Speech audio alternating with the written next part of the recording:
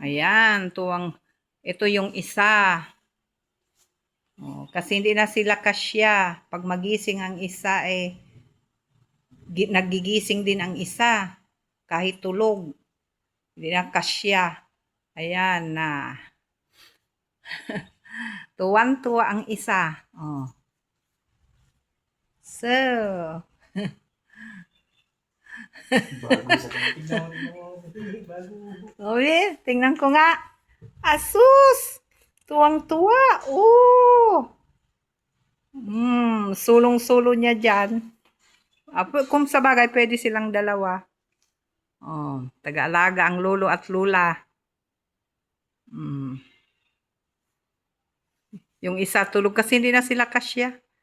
Yung kulambo nila, nung pagsilang pa nila.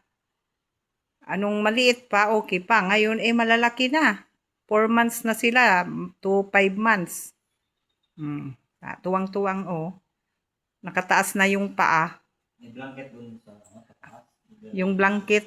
Oo, mag-order na lang yung blanket. Hindi yung Saan? kulang pa. Ang saan? Kumot. Kumot.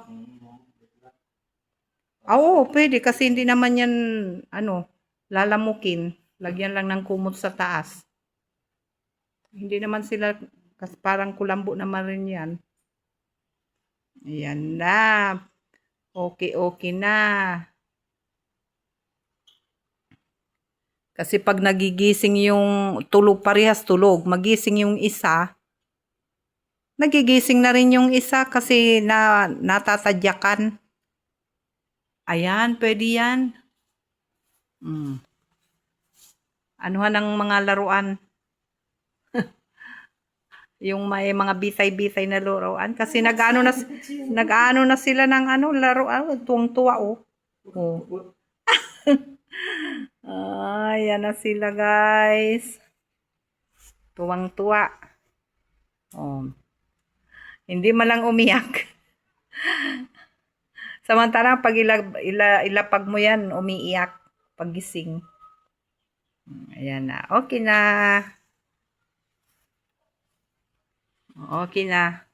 Dinadala namin dito sa sala kasi kung nandun sa taas, akyat baba naman kami.